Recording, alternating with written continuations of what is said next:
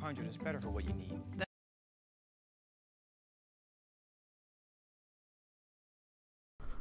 What's up, guys? Welcome to the latest edition of the Terrible Towel podcast, or the Terrible Towel Tuesday, rather. Sorry about that. Got a little tongue-tied there, and sorry about that, that ad that you probably had there. I forgot to mute it on my side, so if you heard the ad, I apologize for that. But welcome back, guys. Give me just a second. You know how I always do. I got to send the link out to a few special people, and then we'll get it rolling. But how's everybody doing so far tonight, man? Got a few little things to talk about. You know, nothing really major, but we got a couple little things to talk about, and then, you know, I'll see what you guys have to say in the chat, and that will be that. So let me send it out to my cousin Floyd, father-in-law Leonard, and my brother Tony, and then we can get it cracking. But how's everybody doing, man? How's everybody's week? Everybody been good? Hopefully everybody's been good. Then we'll talk a little bit about what I said there in the title. So give me just a moment, and we can get her done. All right, guys, so I'm ready to get it started here, and we're going to do a quick roll call here. For some of you guys who are here early: Jordan Mid, Joe Masai, Taquan Wiggins, Obi-Wan, Kenyon Wright, my brother Kenyon in the building, Santiago Malione, Trill Ricky, and Laquan Lighty, and Kelvin Colbert is in the building as well. So, all right, man. So the first thing we're going to talk about, as I'm looking over here at the computer, so forgive me, guys, if I'm not looking right at you guys. First thing we definitely want to talk about a little bit, man, is JuJu Smith-Schuster. You know, he injures himself at the Pro Bowl. Now, luckily enough, it's not a bad injury. You know, it's not something that's going to be, you know, extensive. At least we hope it's not. From what we're hearing currently, it's not going to be anything, you know, ridiculously, you know, terribly bad or what have you. Supposedly it's just a contusion. But I want to talk a little bit, man, about how I feel about that in the Pro Bowl and things like that. We'll talk a little bit about, you know, Keith Butler replacing Joey Porter. And then we'll talk a little bit, man, about, you know, the early mock draft that I'm seeing out there. You know, guys are talking Antonio Brown trade still, and, you know, that might have something to do with the way the Steelers will draft. But, you know, early mocks, they got Mack Wilson being one of the guys that we're probably going to go after. So talk a little bit about that, man. And then, like I said, I'll check out you guys' chats, and then I'll see what's cracking from there. So let's talk a little bit about JuJu. Man, let me tell you. Actually, I got to take a sip of tea real quick, man, as I meditate on it. Listen, I'm not a big fan of the NFL Pro Bowl in the first place. Only because, you know, you're not going to get but so much competition. You guys, you're probably hearing water running in the background. You know, my wife, I believe, is giving my son a bath, and, you know, you're going to hear the water run down through the pipes. I'm down here in the man cave, so apologize, but you got to deal with that. But yeah, man, it's like guys really don't go all out, and I understand why they don't. So the entertainment value is not really there. I really don't watch the Pro Bowl. I haven't watched the Pro Bowl in years. I have no interest in watching it because, like I said, you know, the intensity is not there, and I understand why. I mean, this is technically an off season for most of these guys. It's an off-season game. You know, your season is over. I haven't really seen it since, you know, the last at least 10 years or so. You don't really see the guys who are participating in the Super Bowl play in the Pro Bowl. You know what I mean? So it's not like the guys who are on the best teams or the best two surviving teams that are going to compete for the championship. Those guys don't even play. So the fact that they made the Pro Bowl is pretty irrelevant. And again, like I said, nobody's going hard, nobody's going 100%, and why should they? So in my opinion, I think for that reason alone, I don't know, man. I'm not a huge fan of actually playing out the Pro Bowl.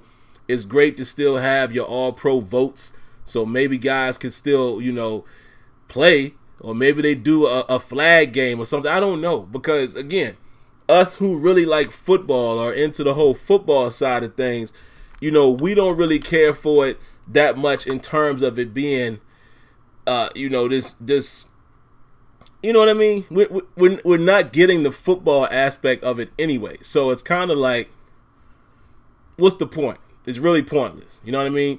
I feel like if you still want to, you know, award these guys again, still have the votes, still elect them, and maybe they do some type of charity flag football event or something. You know, the least amount of injury possible, because sometimes things like this happen. And, you know, I think there has been a time or two where somebody has been seriously injured. You know, something like a knee or ankle or something like that, but particularly a knee. It's very easy that you could get, you know, ACL or, you know, PCL, MCL or what have you. And also that could happen in flag. So I don't know what the answer is. I just feel like because of the nature of the game and how physical it is, and if you do anything, you know, semi-physical, you're putting yourself at a risk for being injured. That's part of the reason sometimes why guys get injured, because they're trying to lighten up, and you're not going through the motions the same way you would. You know what I mean? So I don't know. Just not a fan of it. But hopefully, you know, it's nothing serious. It doesn't seem to be serious. You know, there's reports out there already. JuJu is saying he feels fine. You know, there's reports that he limped to the bus afterwards. I mean, I guess a better report would be that there's no reports of him being on crutches or anything like that. Haven't heard any reports of him getting an MRI, anything like that. So it's probably just a contusion, you know, maybe a bone bruise or what have you. Cool, but quite the scare. You know, quite the scare, since again, we're probably expecting Antonio Brown to not be a Pittsburgh Steeler for much longer. You know, JuJu is really going to be our guy. So we definitely want to protect him at all costs. Next thing I want to talk about really quick, guys, you know, just the latest little bit on Antonio Brown. I'm going to spend a very little bit of time here. Still really not any movement. You know, there's been a report out there saying that he's talking to somebody in the organization. However, the reports are still that he hasn't really had any significant talks with, you know, the important people, with Rooney, you know, with Kevin Colbert. You know, some people would say that's important, and him being a GM and who would probably be, you know, facilitating him moving or not. And also he hasn't talked to Mike Tomlin, you know, from what we're hearing. But there are reports that he's speaking to somebody in the organization. But again, nobody of boss caliber, if you will. So, again, man, I think Antonio Brown, in my opinion, is handling this thing the wrong way. Not the most mature way to do it. And I think as long as you continue to not talk to him, it's going to make it worse. Now, I saw some people as well, man, say that, well, you know, you saw JuJu and Marquise Pouncey speak up for him, and they said they want him back and all that when they were interviewed at the Pro Bowl. But let's be real, people. Do you think any of the teammates going to sit up there and say we don't want him back? What teammate in their right mind would really put those feelings in the air while they're currently on the team, while they're currently in the league? They're not going to do that. That's the mature way to handle it, is to just not say nothing. And even when JuJu was saying, no, you know, at the end of the day, key words. When they asked JuJu said, I mean, at the end of the day, he's our teammate. Think about it, guys. We're all human out here, guys and girls, because I know we have ladies watching the show as well. Shout outs to Debbie. When you start off something with, I mean, at the end of the day, we all know what that means, okay? And in that situation, JuJu was basically saying, look, you know, at the end of the day, hey, look, whatever. He's our teammate, but, you know, and you can see it in his face. People are disappointed, okay? They don't feel like AB was the best teammate in the way he handled that situation, regardless of what, you know, what created the situation, the way you handle that last game situation. Come on, man. There's no way, if you a guy in that locker room, you respect that. You might respect you know, saying what you got to say and having your feelings, but the way y'all, you know, you compromise the game, and nah, as a teammate, you ain't feeling that. And again, the man ain't returning calls to the people up top. It is what it is. So that's all I'm going to say about that. The latest that he did, you know, you saw the picture that he posted or retweeted or what have you of Jerry Rice, you know, basically speaking, you know, highly favoring him, and then showing himself in a 49ers jersey, number 84. I mean, stuff like that. To me, he's either the biggest troll or look, he's really trying to get himself out of there. So it is what it is. It looks like we're probably going to move on from Antonio Brown. Next on the docket, let's talk about Keith Butler. So here's a question I'm going to pose to you guys, man, and I'll probably try to pose this to you when I visit the comments. What's really happening with Keith Butler? Okay, so the report comes out today that, it's been reported to the Pittsburgh Post-Gazette that Keith Butler will be replacing Joey Porter, again, replacing, air quotes, Joey Porter and being the outside linebackers coach again. Assumingly, he's going to, keep his title of defensive coordinator. But let's go through the things that we know. And here's the question I'm going to ask now, and I'll ask it again when I go to the comments. Is Keith Butler being demoted? Or are the Steelers kind of hiding his demotion? Or is it a way to keep him on staff? Because you got to ask yourself. Terrell Austin is hired, right? He was a defensive coordinator in this league. His specialty is in the secondary. We already had a secondary coach in Tom Bradley. Now, Tom Bradley, being his first year, you would expect, I don't know if we could say it was rocky or not. We don't really know the impact he had on the players. But it's a first year, coming out of college, not really used to the pro ranks.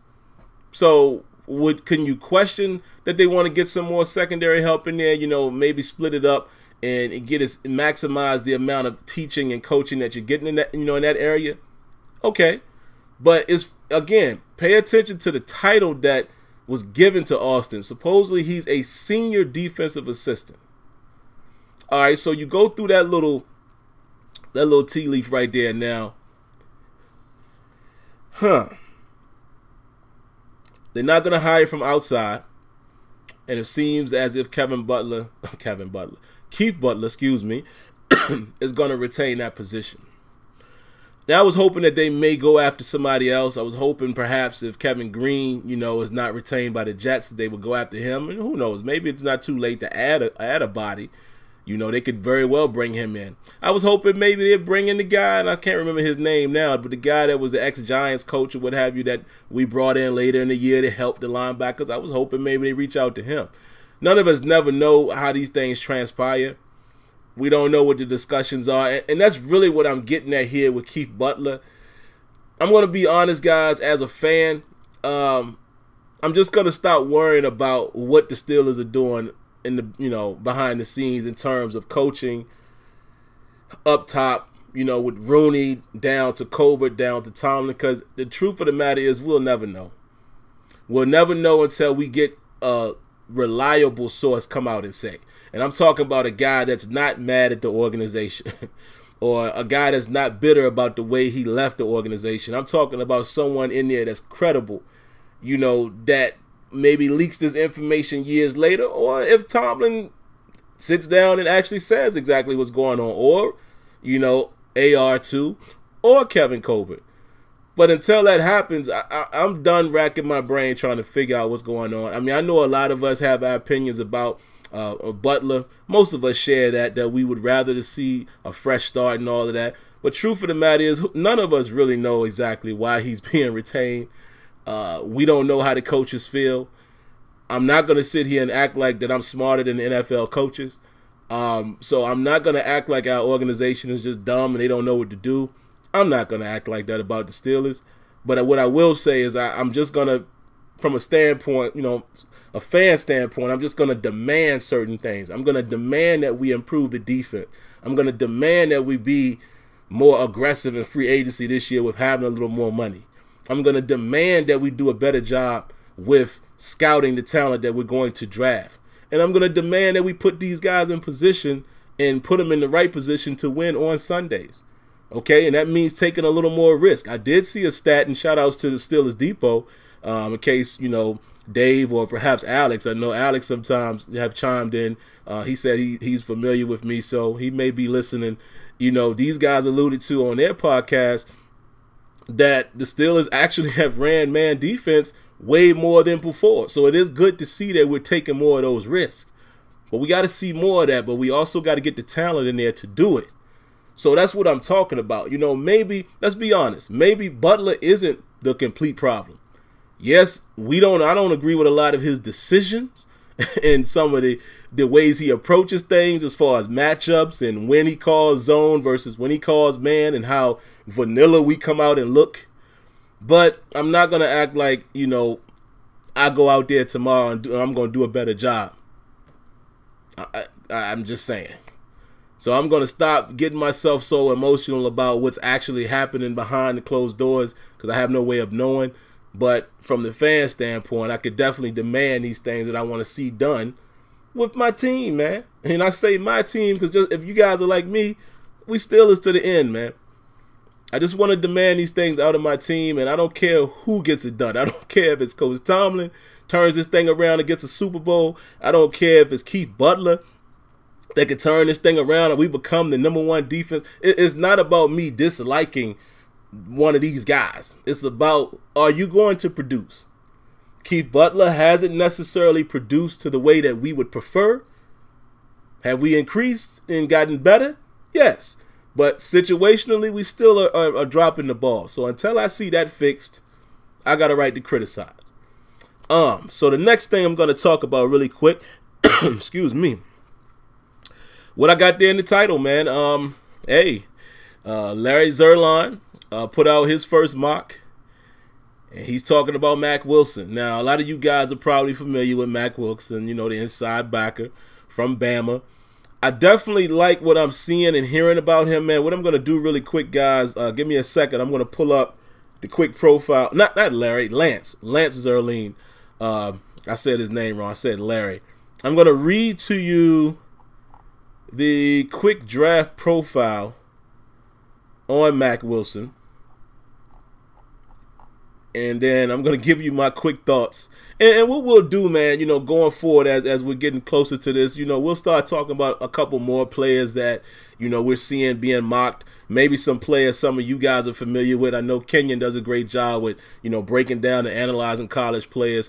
So I definitely want to do some more of that going forward, get some of you guys on the show and let you, you know, give us the tea about these guys. And then we'll see how it ends up, man, come, you know, draft time. Again, like I said, I think it's all going to come down to which way we go in free agency, and I meant to do that on this particular show, and I went in a different direction. Next week, we will focus on who's currently out there as free agents and what positions we think we want to address in free agency. And out of that, you know, the positions we want, we'll look at the players available and determine whether or not we think they'll be good fits and, you know, whether or not we think we should make a move on those players. So that'll be next week. I'm going to go ahead and say that now. I'll type it all up so I don't forget next week. So anyway, here's the profile on Mack Wilson. The good. Able to fight off blockers with ease, scrapes through junk effectively. Short area bursts and can get to the sideline quickly. Oh boy, do we need that. Loose hips, shows good change of direction skills. Downhill speed, effective to wrap up running backs in the backfield and as a blitzer as well. Good mental processing. Rarely fooled. I'm going to say that again. Good mental processing and rarely fooled. Love that. Comfortable dropping into coverage, even deep coverage. Makes breaks on the football and always around the ball. A natural playmaker. Natural playmaker. Now, of course, guys, this is one man's opinion. I mean, we'll all, you know, do our little, you know, how good we think we are as scouts. We'll look at the tape ourselves and give our opinion. But again, these guys have been doing these things for years. So I definitely, you know, as a base, I always like to look at people's mocks and, you know, their profiles and look at the film afterwards and see if I can see these things jump out of the tape. Now, here's the bad. He has a tendency to missile launch into ball carriers, which leads to missed tackles. Overshoots some angles, leaving him in bad positions, and lives and dies by his aggressiveness. Those are his 3 bad marks per Lance Zerline. Now, here's the interesting part. His measurables right now, he's about 6'2", 239. Who does this sound like? Who does this guy sound like? All of his good and all of his bad. Who does he sound like? Sound like to me, that's Ryan Shazier, man. You know what I mean? That almost sums up Ryan Shazier to a T. Outside of the fact of fighting off blocks, because we can all say sometimes we felt like Ryan Shazier got caught up in the trash a lot in the middle. But that sounds like Shazier. He's gonna live and die by his aggressiveness. Sometimes he shoots the angle way too hard, overshoots it, missiles in, and I hate to say that, but honestly, that's kind of the reason why Shazier hurt himself. Hopefully he can recover, but that's him to a T. And all of those good things, he sounds exactly like Ryan Shazier. The measurables, I mean, it's almost like basically plug and play. So I would love to get a kid like that if he's available. Of course, guys, we're going to talk about Devin White as well. Don't worry, and also Bush. And a couple other guys inside. We'll do this as the weeks build up. We'll pick one player and we'll try to profile them ourselves, and we'll start doing that. So as far as talking about those guys tonight, I won't dive into that. But again, I just want to, again, try to make it a little interesting while we wait for the draft. We'll pick a guy or two each week after next week, because next week I'll do free agency, and yeah, that's how we'll do it going forward. But anyway, guys, let me get into the comments, man. Again, not a whole lot to talk about, man. Where we at? About 21 minutes, so that's good time. Don't see any callers right now, so let's dive into the comments. Fire away, man. Whatever you guys want to talk about, comment, question, statement. You're mad about something, say it. Whatever it is you want to say, I'm looking, and I will answer you guys' questions. Kenya says, Mack is fast, still Jedi. Don't sleep. Yeah, that boy can run, man. I mean, just again, and let me explain this really quick too, man. I'm no scout, but from being a former football player, knowing the game, I use the eye test. That's how I judge talent. You know what I mean? Sometimes you ain't got to be the biggest, the tallest, the fastest. Eye talent. What I mean by that is, what do I see when I watch the film? And this guy, I mean, everything that I read there sounds like him. He is always around the ball. He's flying around the field. He has ball skills. He is a playmaker. Solid tackler. You know what I mean? He has great sideline to sideline capability. Shows a huge burst when he's on the field. You know what I mean? And very active, with reading the quarterback in zone coverage. I've seen him peel off of his assignment and make a pick elsewhere. Looks like a stud to me. You know what I mean? As well as some of the other two guys we mentioned tonight. But again, if a guy like Mack Wilson is there, I think you have to go there. He's exactly what the Steelers like. He's an underclassman, if you will, a non-senior. He's a junior. Sounds like a Steelers pick right there. All right, but let me go back up. Tony Yayo says, has Bud Dupree panned out as a Steeler? Don't watch much Steeler football. He hasn't, Tony. He really hasn't. I don't want to go as far as calling Bud Dupree a bust. I'll just say he's the player that just never blossomed to his potential. To quote Kenyon, he's a one-trick pony. All he really has is his speed and power along the edge. Doesn't really show a counter move or a second or third move at all. If he can't get the edge, he's always suckered into being ran off the spot, if you will. Tackles could just push him wide. He doesn't have a counter, but he has a first step. If he can get you on the first step, Bud Dupree can create some pressure. He's had one of his better seasons, probably his best season this past season, but he's still not. I mean, if you compare him to what T.J. Watt has done in his 2 years, that clearly shows you that Bud Dupree has not panned out. T.J. Watt seems to be panning out exactly how you would expect. Relatively decent rookie season, had some impactful plays, slowed down a little bit. Comes in his second season, elevates that to the next level. Double-digit sacks, strip sacks, all of this type of stuff. Batting the balls down. And that's what you would expect. In the third year, you expect him really to hit his stride. We haven't seen that out of Bud Dupree, and if the Steelers retain him, he'll be playing on his 5th year come next season. So there you have it. Ladell Dorsey says, Mack Wilson and Shazier when he returns would be amazing. Yeah, man, but I can't really say that because to be honest, man, if Shazier is to return, I don't know. You know, I just don't know if he's ever going to be what he was. That's just, you know, just me just watching how his rehab and stuff is going. You know, that's an extremely tough injury. And is he going to be as fast? You know, is his spine going to be as strong for him to shoot himself out like a missile? And I just don't know. It would be great. It would be one heck of a story, but I'm not going to count, you know, those eggs in that basket. No way.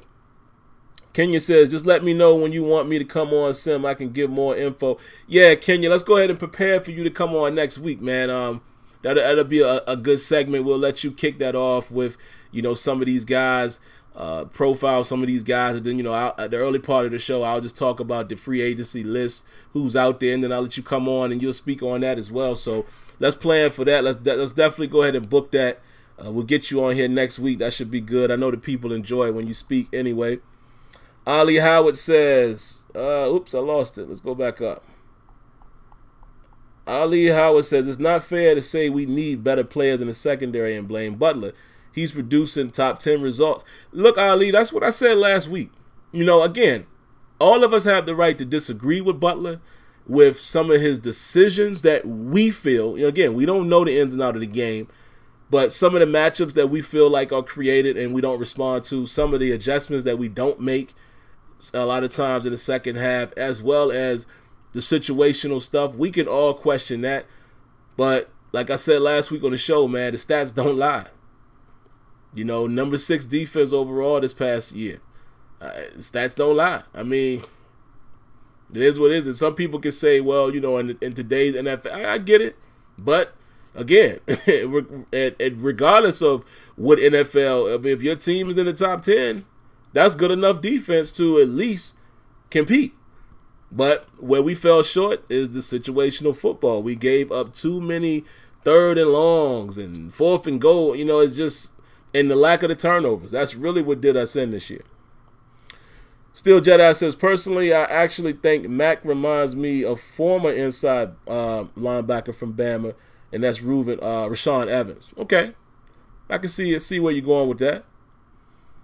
My brother Tony says, I can't wait to see what they do in free agency. You and me both, Tony. I really, really hope we do something. Leonard says, free agent market, we need a cornerback, inside backer, and a pass rusher. Now, Leonard, you're asking for a lot in terms of free agency. Again, I'm not saying it can't happen, but let's remember, you know, the top guys are going to be wanting top money. Steelers are not the Rams. You know, a team that's going to throw all that money out, even though look what it got them. You know, matter of fact, round of applause to the Rams.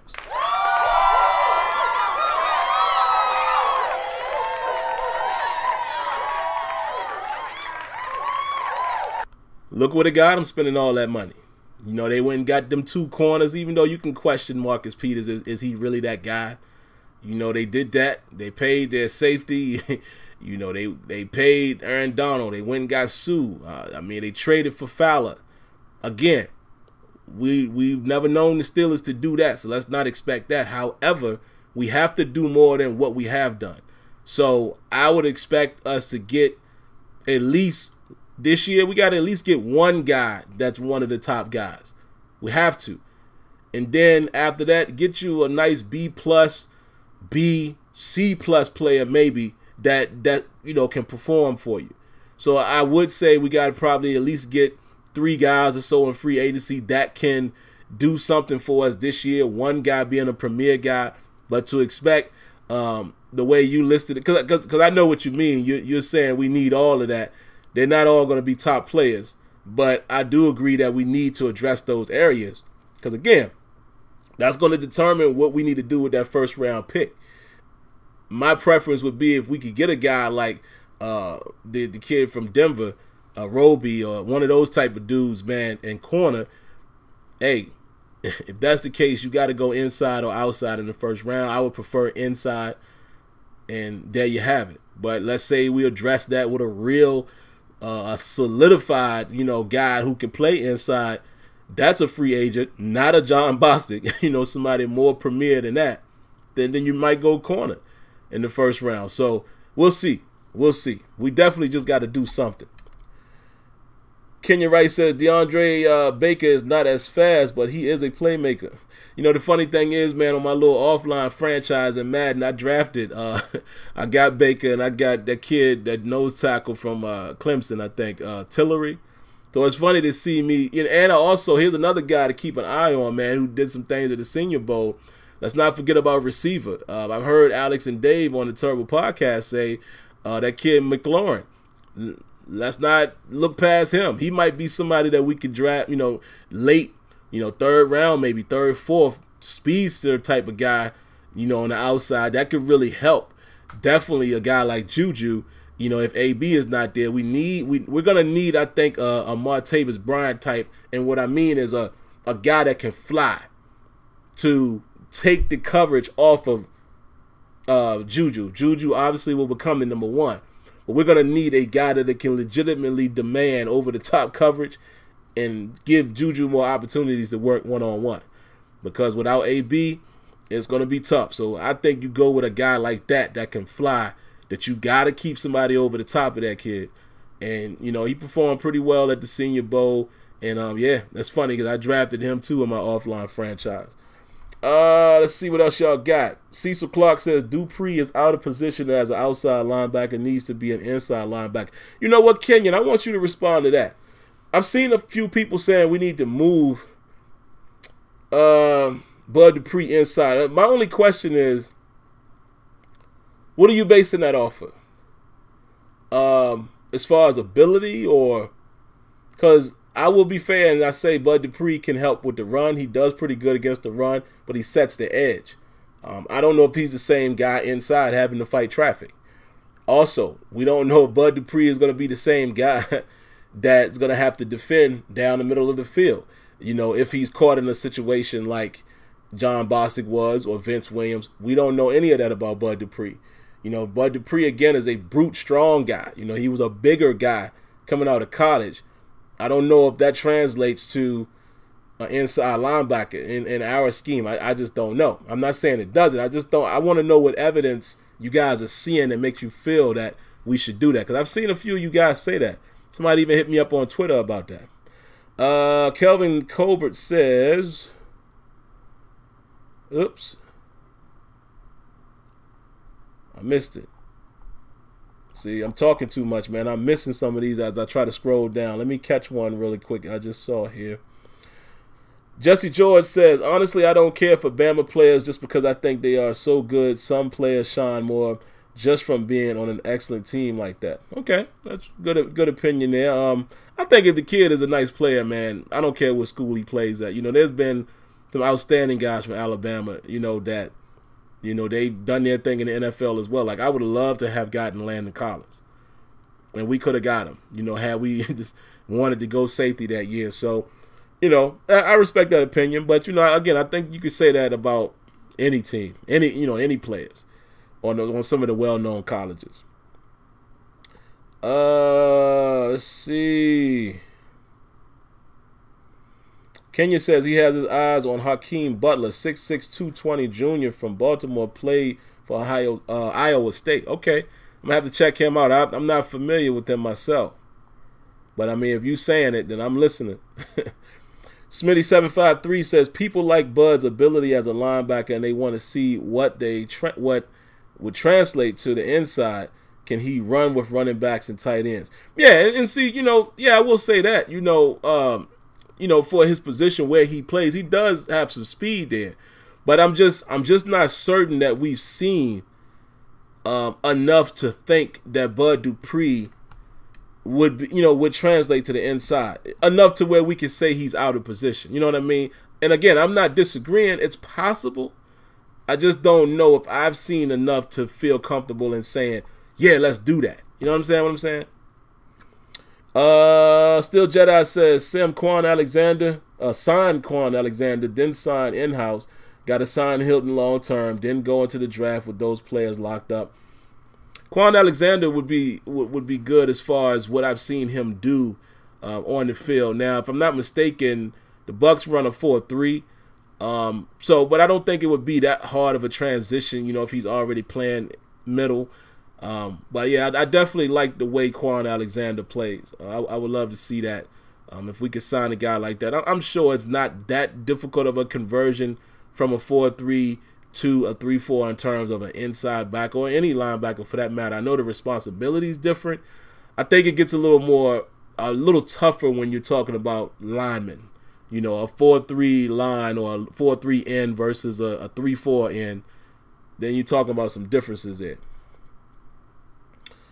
Read a few more. Kenya says Dupree or TJ are not inside linebackers. We have inside linebackers. We just have to draft inside linebackers, and there are at least 3 or 4 in this draft. Okay, I definitely agree with that. Still Jedi basically just said what I said. He says Quan is an inside linebacker in a 4-3, so he's not that difficult for him to transition to a 3-4. Yeah, I agree. Fly Guy says no Bell, no AB. It's not looking good. Hey man, eras change. You know, and again, I'm gonna combat what you said there. Not disagreeing with you, Fly Guy. I'm just saying, you know, to play devil's advocate. When AB and Bell and Ben and Martavis Bryant was all there on the field, we still ain't win nothing.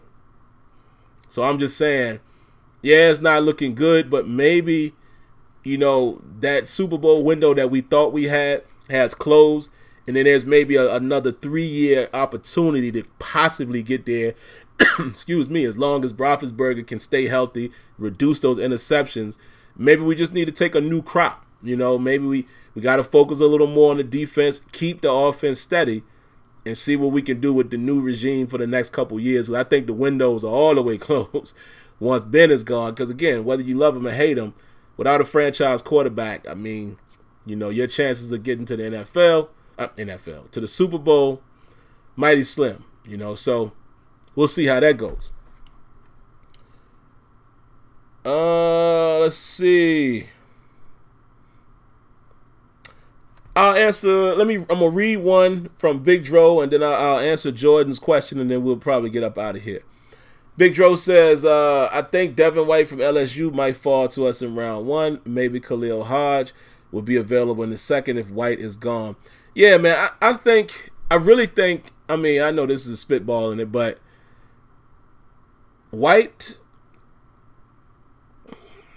Wilson, and Bush, that's the kid from Michigan. I think one of them are going to be there at 20. Bush actually definitely looks like another solid fit for the Steelers, a rough and tough type of inside guy. Obviously, we all pretty much know, you know, what White could give you. I like all of those kids, and I'm going to give myself some homework. I'm actually going to go look at them and really try to find the differences that I think out of all 3 of them. I think the 3 of them have a chance to be there, at least one of them. If you look at the league, man, and you look at 19 spots ahead of you and the needs, you know, you feel like one of those guys will be there.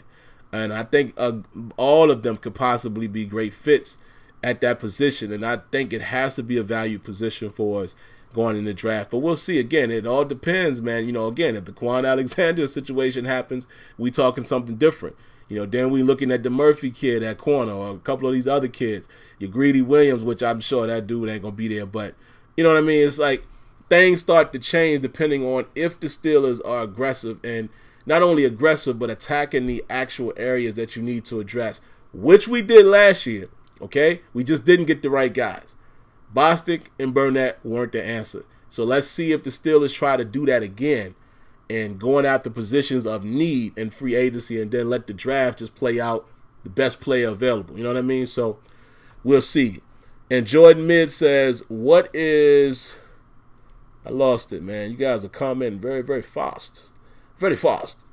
He says, in my opinion, our biggest... Oh, okay, I'm sorry. I thought you was asking me a question. He said, in his opinion, biggest issue is our secondary. I agree with that. I thought I saw you... In my eyes, for some reason, when I glanced, it looked like you were saying, in my opinion, what is the biggest issue in the secondary? So that's not what you were saying. You were making a statement, and I actually agree with your statement. So I'll read John Baca. I haven't seen you tonight, so I'll read your comment, and then we'll get up out of here.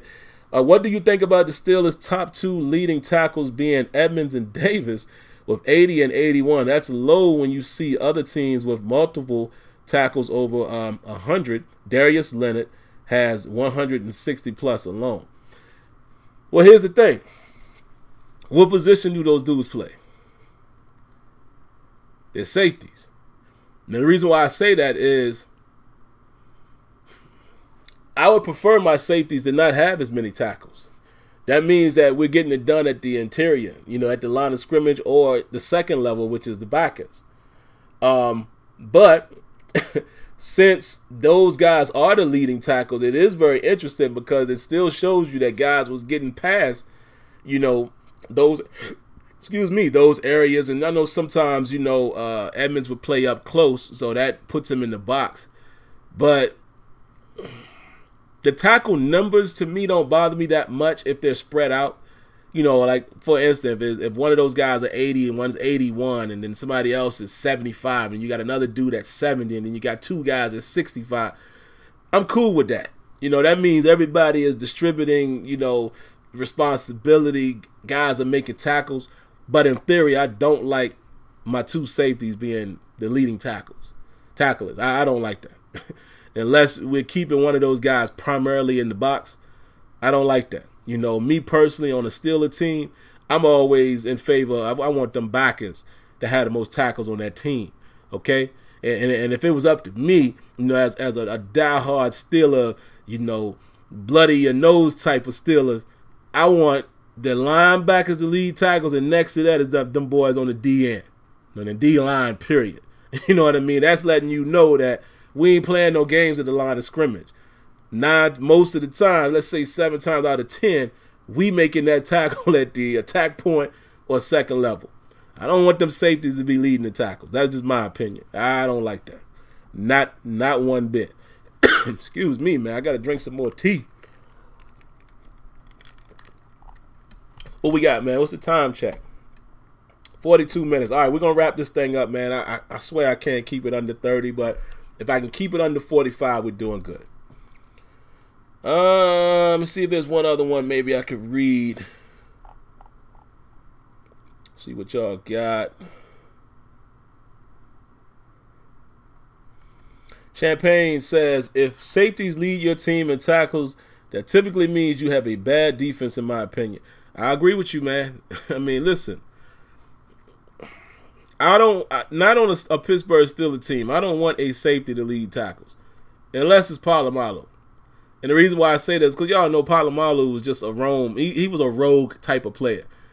Dude might dive over the pile, you know, and tackle you for loss on a 4th and 1 from the goal line. You know what I mean? That dude can lead tackles because he roams. But we can't say that Sean Davis, let's be fair, we cannot say that Sean Davis and Terrell Edmonds are roaming the field like that. Nah. These dudes are making tackles. They're saving the touchdown because we did see that a lot out of Sean Davis. Round of applause.